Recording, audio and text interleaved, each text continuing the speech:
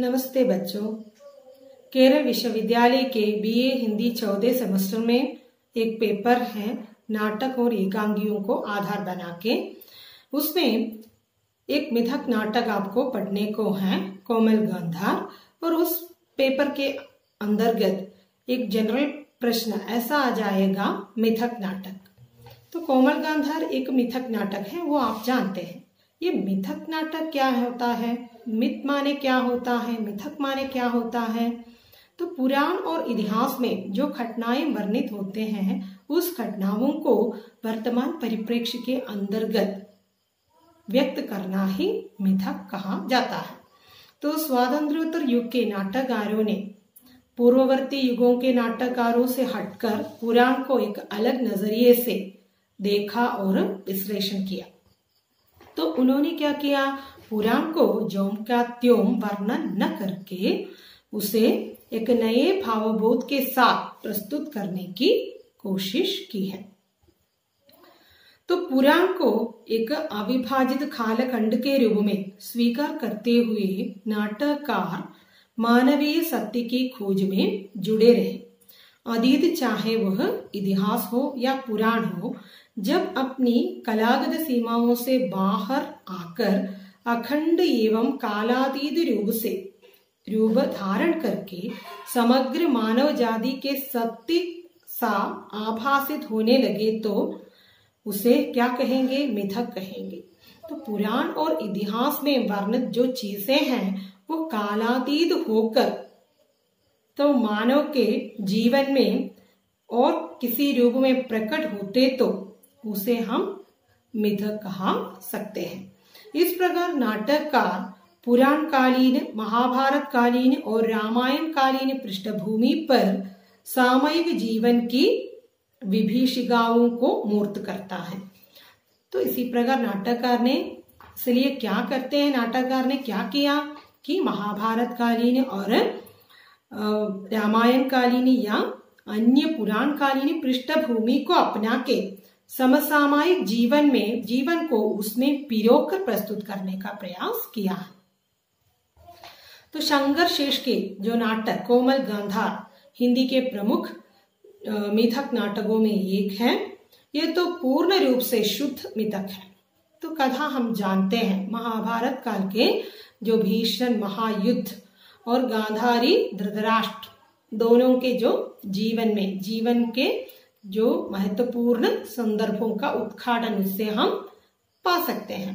फिर यह भी नहीं, दुर्योधन किस प्रकार आहत हो जाते हैं, दुर्योधन का स्वभाव किस प्रकार बिगड़ जाते हैं, यह सब हम उसमें देख चुके हैं। इसके पात्रों में, वातावरण में सब कहीं मिथकीयता है। इसके जो कथापात्र हैं वो तो महाभारत कालीन कथापात्र हैं, कोई भी पात्र बाहर से नहीं है। फिर जो वातावरण है पूर्ण रूप से महाभारत कालीन वातावरण है और इसमें पुरुष सत्तात्मक समाज में निरीह नारी की उत्पीड़न, नियति और उसके अस्तित्व अकुलाहट के सनातन प्रश्नों को गांधारी के पूरा चरित्र द्वारा उभारता है। तो इसमें जो है हमारे जो समाज, पुरुष आधिपत्य का जो समाज है, मेल डोमिनेटेड सोसाइटी में नारी का जो स्थान है, नारी की अनुभूतियों को कोई स्थान नहीं है, किस प्रकार उनकी अनुभूतियों को कुचल डाल देते हैं, इसे महाभारत कालीन पृष्ठभूमि में जो महाभारत कालीन कथापात्र गांधारी के माध्यम से प्रकट करने का प्रयास नाटककार ने किया है।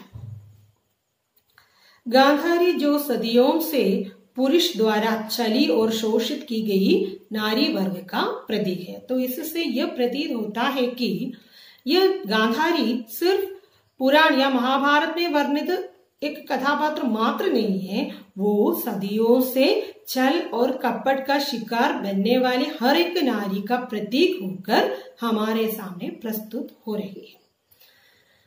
तो ऐसे एक कथापात्र की सृष्टि शंकर शेष ने की है।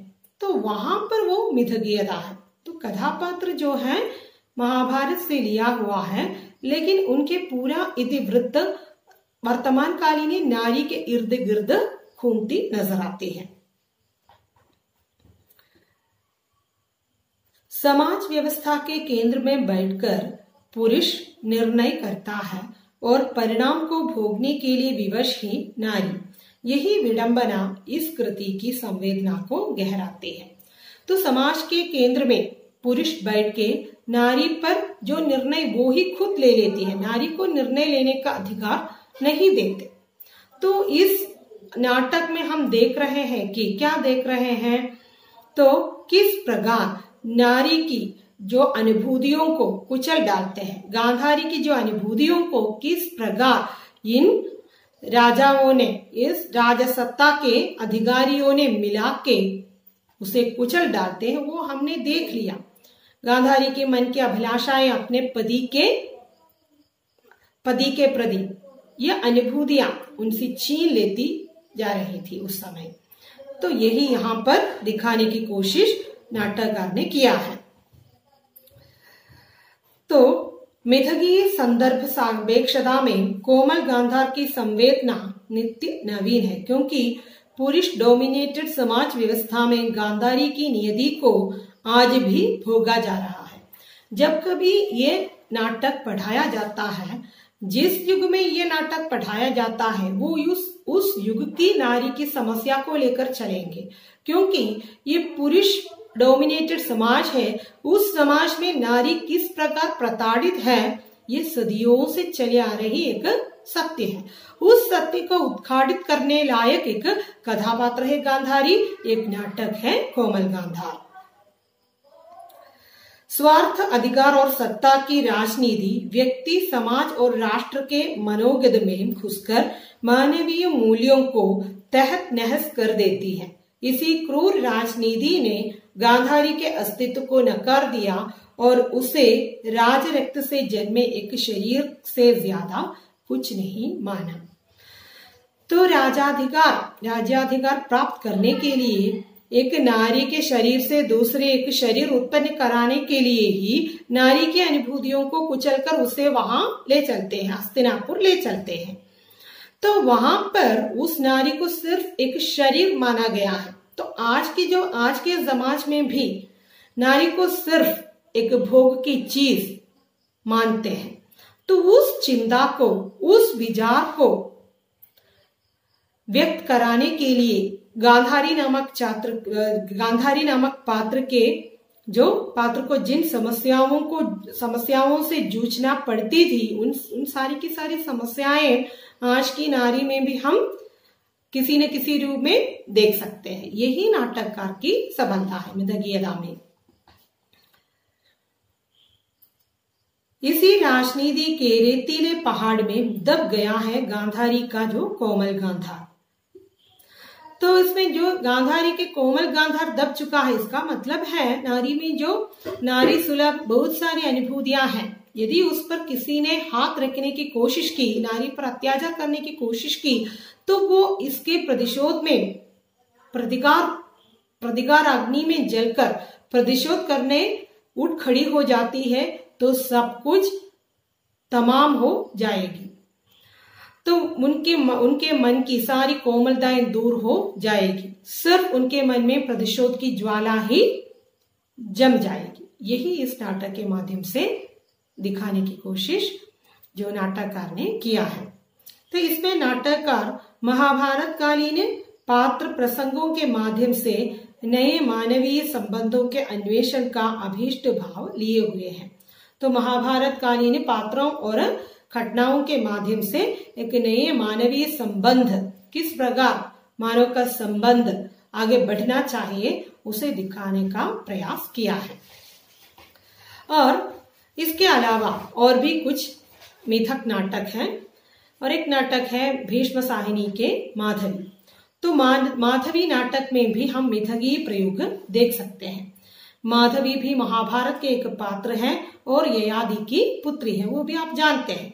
भारतीय समाज व्यवस्था में पुरुष वर्ग द्वारा अपनी स्वार्थपरता, दंभपूर्ण अहमन्यता को संतुष्ट करने के लिए संवेदन शून्य होकर कठोरता से नारी का प्रयोग और उसके शोषण करने की कहानी है माधवी। तो माधवी में भी नारी शोषण है, नारी पर किस प्रकार अत्याचार होता है उसका चित्रण माधवी में और एक चित्रण माधवी में हम देख सकते हैं। पिता ययाति प्रेमी गालव और उसके गर्भ को किराए पर लेने वाले पतियों के लिए माधवी एक चीज है, एक उपकरण है, आकांक्षा पूर्ति का साधन है। इसके अतिरिक्त उसके अस्तित्व और उसकी छवि अस्मिता को न तो कोई भी देख पाते हैं, ना ही किसी कीमत पर उसे स्वीकार करने को इच्छुक होते हैं। तो आप देखिए, तो हम बाजार से जाकर चीज खरीद देते हैं। किस लिए खरीद देते हैं? उसका उपयोग करने के लिए। तो हम जानते हैं कि उस चीज की ये उपयोगिता है। उस हिसाब से नारी को इस नाटक में देख रहे हैं। पिता, पति और प्रेमी गालव, उन्हें इनसे कुछ हासिल करना चाहिए था। वो हासिल होने के बाद जिस प्रकार हम एक चीज का उपयोग करके उसके उपयोग खत्म होने के बाद उसे फेंक देते हैं, भोगो फेंगो संस्कृति है ना, उसी प्रकार नारी का उपयोग करने के बाद उसकी खूबसूरती का खूब इस्तेमाल करने के बाद उसकी जो प्रेमी जो हैं और उनके पतियां जो हैं उनका तिरस्कार कर लेते हैं। इसी की ओर यह नाटक इशारा करते हैं। उत्सर्ग और आज्ञा पालन के बाद भी जिसका कोई पिता नहीं, पूर्ण समर्पण के बाद भी उसका कोई प्रेमी नहीं और 4 व्यक्तियों के लिए संतान उत्पन्न करने के बाद भी जिसका कोई पति नहीं, और इन सबसे बड़ा दुर्भाग्य है कि 4 प्रसव वेदना सहने के बाद भी उसका कोई पुत्र नहीं और वह किसी की जननी मां नहीं। तो इसमें नारी की नियति बहुत दयनीय है। अब देख लीजिए, तो अपने पिता के लिए सब कुछ करने के बावजूद भी उसका कोई पिता नहीं है और पूर्ण रूप से आत्मसमर्पण करने के बावजूद भी उसका कोई प्रेमी नहीं है। जब उनके जो सुंदरता नष्ट हो जाती है, वो वृद्धावस्था में पहुंच जाती है, तो उनके प्रेमी उसे दिल खोल के स्वीकार नहीं करते। फिर 4 व्यक्तियों को बच्चे उपज करने का एक माध्यम वो बन जाते हैं, फिर भी उसके कोई पति नहीं है। इतने प्रसव वेदनाएं सहने के बावजूद भी उसके कोई बच्चे भी नहीं है। तो ये हम इसमें इतनी दयनीय स्थिति में वो जी रही थी। इस नाटक में हम इस स्थिति के बारे में जान सकते हैं इस नाटक के माध्यम से।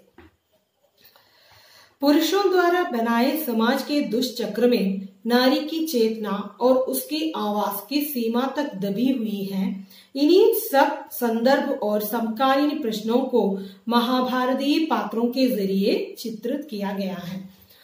तो नारी भी आजकल एक उपभोग की चीज है।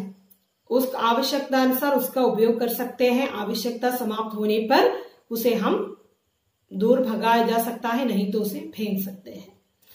तो ऐसी नियति है माधवी की। इस प्रकार की नियति झेलने वाले हर एक नारी का प्रतीक है माधवी। जिस व्यक्ति के लिए माधवी ने अपने जीवन की आहुति की है, उस व्यक्ति ने अंत में इस प्रकार कहकर उसका तिरस्कार किया, जो स्त्री मेरे गुरु के आश्रम में रह चुकी हो उसे मैं अपनी पत्नी कैसे मान सकता हूँ। यही माधवी अपने कथित प्रेमी की वास्तविकता से परिचित होकर पुरुष वर्ग द्वारा चले जाने का एहसास अपने अंदर जगा पाते हैं। तो अंत में आत्मसमर्पण होने के बाद भी अंत में उनका जो प्रेमी उसे यह कहकर ठुकरा देती है, जो नारी मेरे गुरु के आश्रम में अपनी जिंदगी जी चुकी है, उसे मैं स्वीकार नहीं कर सकते। तो इन सबों से नारी यानी कि माधवी समझ लेती है कि पुरुष वर्ग किस प्रकार नारी पर अत्याचार करते हैं, छल और कपटता में उसे फंस देता है। उसी का जो जीवन प्रमाण है माधवी। वर्तमान समाज व्यवस्था में माधवी की त्रासदी आज भी जिंदा है और पुरुष के क्रूर शासन चक्र में आज भी न जाने कितनी माधवियां अपने अस्तित्व का होम कर छटपटा रही हैं। तो आज भी माधवी के समान बहुत सारी नारियां यहाँ पर हैं, क्योंकि हम देख रहे हैं बहुत सारे जो फैशन वगैरह में फैशन के जगह में काम करने वाले बहुत सारी नारियां जो हैं, जब तक अपनी खूबसूरती है तब तक उसमें वो टिक पाती हैं। उनकी खूबसूरती नष्ट होने पर वहां से उन्हें तिरस्कार प्राप्त होती है। इसी प्रकार की अवस्था से जूझ रही है माधवी भी। और एक नाटक है दूतनाथ सिंह के, जो उर्वशी पुरुरवा के वैदिक आख्यान को आधार बनाकर सामाजिक विसंगतियों तथा मानव जीवन की विविध द्वंद्वात्मक मनस्थितियों को उभारते हुए लिखे गए नाटक यमगाथा। तो और एक नाटक है दूतनाथ सिंह के यमगाथा, और वो तो उर्वशी पुरुरवा के वैदिक आख्यान को आधार बनाकर लिखा गया नाटक है। तो रोमांस, विलास और ऋषियों की तपस्या भंग करने वाली अधिष्ठात्री देवी उर्वशी के भीतर क्या है? एक स्त्री जिसका अनादि अनंत शोषण, जिसकी अपरिवर्तित दासता पितृसत्तात्मक समाज के भीतर कभी खत्म नहीं होती हुई नहीं लगती, लेकिन जिसके लिए वो लगातार प्रयासरत है। तो उर्वशी वो तो रोमांस, विलासिता और ऋषियों की तपस्या भंग करने के लिए उसका इस्तेमाल कर रहती है। मेनका, रंभा, तिलोत्तमा उसी प्रकार। तो वहां पर भी ये पुरुष सत्तात्मक समाज में नारी को सिर्फ भोग की चीज के समान देखने की प्रवृत्ति थी। तो यमगाथा नाटक में उर्वशी एक आधुनिक प्रगतिशील नारी के रूप में चित्रित की गई है। एक आधुनिक प्रोग्रेसिव विचार वाली एक नारी के रूप में ये उर्वशी आ जाती है। नाटककार मार्क्सवादी विचारधारा से प्रभावित होने के कारण नाटक पर मार्क्सवाद का प्रभाव पड़ता है, वो तो स्वाभाविक है। नाटक में इंद्र शोषक वर्ग का अथवा सामंती वर्ग का प्रतिनिधित्व करता है तथा पुरुरवा शोषित वर्ग का प्रतिनिधित्व करता है। इंद्र की शोषणकारी नीतियों के विरुद्ध पुरुरवा संगठित लड़ाई लड़ता है। आप देखिए, शासक और शासितों की, शोषक और शोषितों की जो नियति क्या है, उसे इंद्र और पुरुरवा के माध्यम से दिखाने का प्रयास नाटककार ने किया है। और आजकल जो संगठन होते हैं, जो कुछ संघ होते हैं, ये मजदूर जो है संगठित होके अपने ऊपर हो रहे शोषण के खिलाफ लड़ते हैं। उसी प्रकार पुरुरवा संगठित होकर लड़ाई लड़ते हैं। सत्तालुलुप शासकों द्वारा अपनी सत्ता की सुरक्षा के लिए सत्य को कैसे विकृत करके प्रजा के सम्मुख रखा जाता है, इसका ज्वलंत उदाहरण है इंद्र का पुरुरवा के बारे में झूठा एवं भ्रामक प्रचार करना। तो आजकल हम देख रहे हैं सत्य को किस प्रकार बदलकर झूठ में साबित कर देता है, सत्य को झूठ बनाए जाते हैं। तो यहाँ पर इस नाटक में पुरुरवा जो कह रहे हैं वो तो सत्य है, लेकिन उसे उल्टाकर उसे झूठ साबित करने की जो साजिश कौन करते हैं? ये इंद्र कर देते हैं। आजकल भी हम ये देख रहे हैं, देखते आए हैं। उर्वशी और अग्नि दोनों को खो देने की कसम इंद्र को पुरुरवा से प्रतिशोध लेने के लिए उकसाते हैं।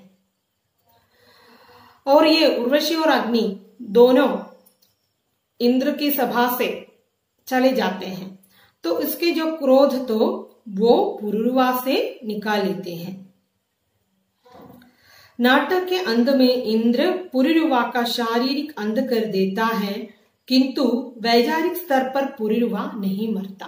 नाटक के अंत में तो उसका निधन हो जाता है, उसे मार डाला जाता है इंद्र द्वारा, लेकिन उनकी जो सोच है अपने शोषण के खिलाफ, उनकी जो लड़ाई है वो आज भी उसी रूप में कायम है। यही इसकी जो विशेषता है।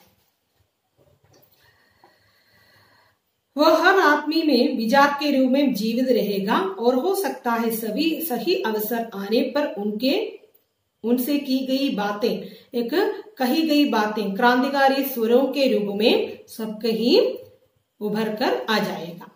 तो जो कुछ भी पुरूरवा ने कहा वो सही मायने पर एक अलग रूप धारण करके एक क्रांतिकारी वचनों के समान हमारे समाज में मुखरित हो जाएगा। इस प्रकार मिथकीय कथावस्तु पर आधारित आलोच्य नाटक एक आशावादी नाटक सिद्ध होते हैं। तो और एक नाटक है डॉक्टर लक्ष्मी नारायण लाल कृत मिस्टर अभिमन्यु।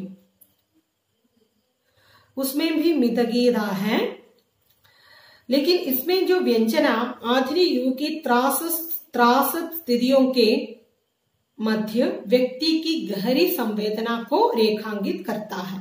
व्यक्ति की संवेदना को आधुनिक युग की जो त्रासद परिस्थितियों में दिखाने का प्रयास किया गया है। डॉक्टर लाल के इस नाटक का नायक महाभारत कालीन अभिमन्यु नहीं अपितु स्वातंत्र्योत्तर भारत में भ्रष्ट व्यवस्था के चक्रव्यूह में फंसा मिस्टर अभिमन्यु है।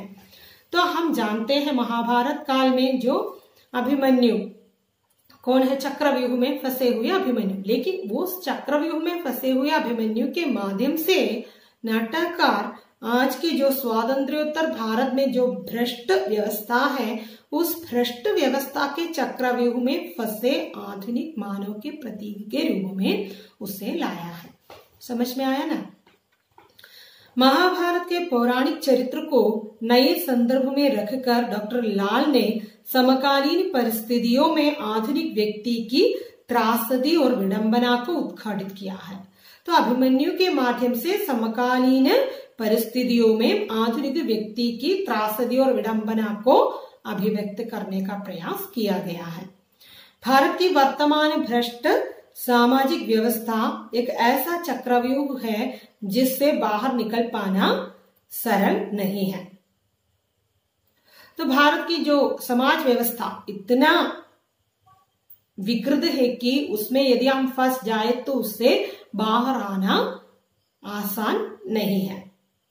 नाटक की कथा भी एक ऐसे ही आदर्शवादी विवेकशील IAS अधिकारी है जो वर्तमान राजनैतिक शोषण और बेईमान के चक्रव्यूह में फंसकर उसे तोड़ने के प्रयत्न में अपनी अस्मिता लेकिन अपनी आत्मिक हत्या कर लेता है। दो नाटक की जो कथावस्तु में नाटक के जो कथापात्र जो हैं IAS के अधिकारी हैं वो अपने जो राजनैतिक शोषण राजनीति के चक्रव्यूह में फंसकर उससे बाहर न निकल पाने के कारण खुद आत्महत्या कर लेते हैं। तो वही इस नाटक है। तो महाभारत कालीन कुछ घटनाओं को कुछ कथापात्रों को लेकर वर्तमान से जोड़कर नाटक लिखना, तो उस तथ्य को हम मिथक कहते हैं। और एक पौराणिक नाटक है और एक पौराणिक यानी कि मिथकी नाटक है द्रौपदी।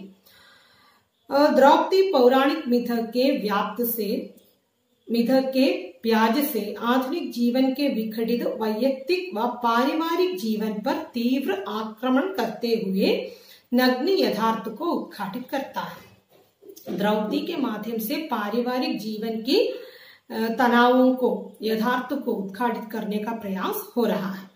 सुरेंद्र वर्मा ने अत्यंत स्वाभाविक रूप से आज के विभिन्न व्यक्तित्व वाले मानव का सभी रूपों में वास्तविक चित्रांकन किया है जो आज के मनुष्यों का सच्चे अर्थों में पूर्ण प्रतीकात्मक चित्रण है। तो आज के वर्तमान जीवन में मनुष्य के अलग अलग चेहरे हम देख रहे हैं, है ना। उस मनुष्य को सच्चे अर्थों में प्रतीकात्मक रूप से चित्रित करने का प्रयास यहाँ पर हो रहा है।